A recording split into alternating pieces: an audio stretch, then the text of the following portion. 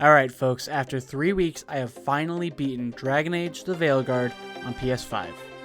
Now let's talk about it.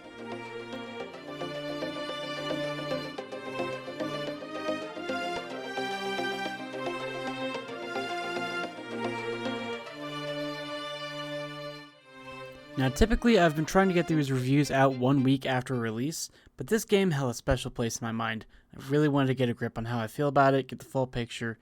So, after a decade and 80 hours of playtime, I can finally say Dragon Age the Veilguard is a very good game. Immediately jumping into this game, it sets the stakes high and throws the action in your face.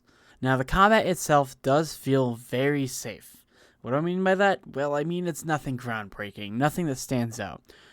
The combat here is sort of mixed between the more recent God of War games and Immortals Phoenix Rising from Ubisoft, with a bit more of an RPG character build to it with how the skill tree works. Early game combat did feel pretty stiff, as most action games combat does tend to be in the beginning, but as I moved on and unlocked more of the abilities I would use to the end of the game, I started to feel a sort of flow in the combat.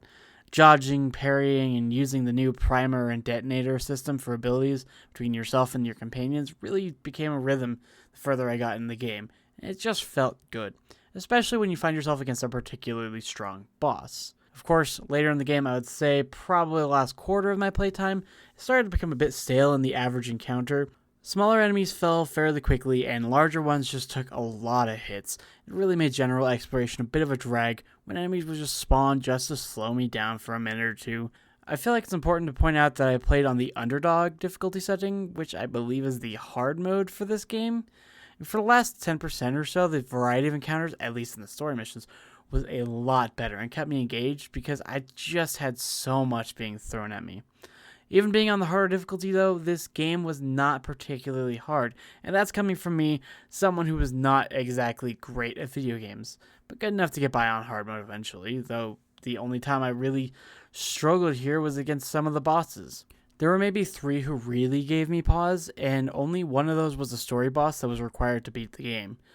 Other than that, I was going up against some of the optional bosses 10 to 15 levels under-leveled, and that just meant it took a while. Not to say they were easy, but in a game with a 50 level cap, it feels like 10 levels should have a bit more of an impact and not be just, this is going to take a while. Now, before I move on to the story, which is honestly the most important thing here, in my opinion at least, I want to talk about a few quality of life things that caught my attention when I first started the game.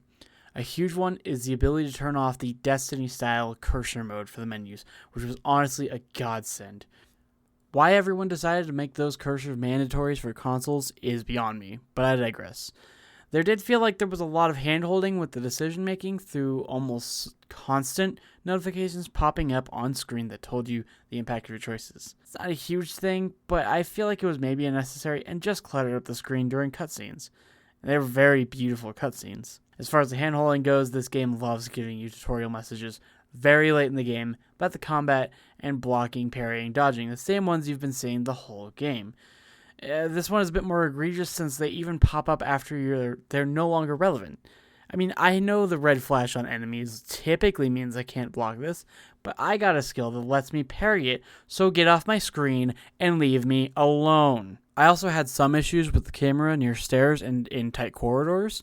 Maybe a little more than average, but not impossibly bad. You know, the kind of thing you see in any third-person action game. The side quest objectives and markers could sometimes be frustratingly vague. It's to the point it took me 5 to 10 minutes to find the objective I was standing on. There's also the notifications for new items, which stayed up for an annoying amount of time, and the button to inspect them was the same as the menu button, which wouldn't be a big deal if it actually opened the menu, but it opens a comparison screen instead, and even after opening that screen, the notification doesn't go away, and you can't open the menu until it does. It is so annoying, especially late in the game, when you've got the equipment that you're going to be using, and it's just irrelevant at this point. Now, last thing before the story. Glitches. This game came out in a state that is almost unheard of in recent releases. This game just works. I think overall I saw maybe 1-2 graphical glitches in 80 hours of gameplay. The real big glitch I had, and I can't even confirm this until I do another playthrough, which is gonna happen, is I am pretty sure until the first patch, my audio was bugged and the music just didn't play, or at least not loud enough for me to really hear it. At first, though, I didn't really notice. And why? The story. The reason I have always come to BioWare games. The story of both the main quests and the companions. The game gives you no time to breathe between the character creator and actually starting the game. Like I said, the story at first was just good, but about a third of the way in, it really picks up. The first part, stakes are set, the second sets the odds against you, and it's up to you to overcome them in the final part. I thoroughly enjoyed the story all the way through because it just was a Dragon Age story. The type of story I've been looking for in games since 2009 when I first played a BioWare game way too young. The game had a lot of expectations set on it with the decades-long wait and the failure of BioWare's previous 2 games, and this really was the studio in its bag.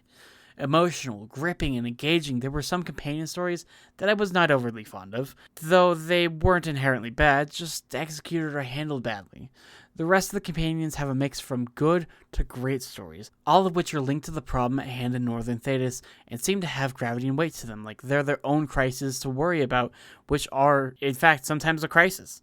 In the end, I grew to appreciate and love each of the companions for who they are and felt the weight of my decisions going into the final battle. There were also specific stories for the regions that focused on characters which came up in previous Dragon Age media in the form of the books, specifically to Winter Nights. Going in, I would recognize the name and get excited because I got to interact with them, and these characters ended up being important figures in their communities and your main contacts. As you play and complete side quests for each of the contacts, you can improve their faction's strength, which allows you access to more of their merchant stock and prepares them for the final battle. I had personally done so much, they could not really be any more prepared, but just from the presentation of the final battle, it really feels a lot like the iconic final mission from Mass Effect 2, where anyone can die. And leading up to the final confrontation are a lot of huge epic moments, and it really feels like a roller coaster of ups and downs, where you get wins and losses constantly, until a final desperate struggle that had me gripped for 4 hours, when I really needed to go to bed. I couldn't look away, and the finale kept me up late in the night, because I just couldn't put it down. I didn't want to. Is it the perfect story? No. Is it a very good and epic finale worthy of BioWare and what could potentially be the final Dragon Age game? Absolutely. 100%. Now, I feel, as a massive Dragon Age fan, it's important to say one last thing. I am completely okay with this being the final game in the series. This series has been a huge part of my life for over half of my life, and as both a gamer and a fan, it may be time to let it go. We have a great and definitive end to all the stories we were handed. And if there was never another Dragon Age game, this was the perfect end. Is there room for more? Absolutely. Do I want more? Yes. But as a fan, I have the closure I needed after the end of Inquisition, and it was delivered in an epic and satisfying way by the Veilguard. So, without further ado, I give Dragon Age the Veilguard an 8.5 out of 10, with an adoring love for this game and series, and a must-play for the fans. Thanks for checking out this video.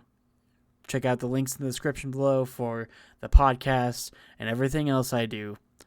And please, if you haven't played this game already and you love Dragon Age, go play it. Give yourself that ending. Until next time, stay groovy.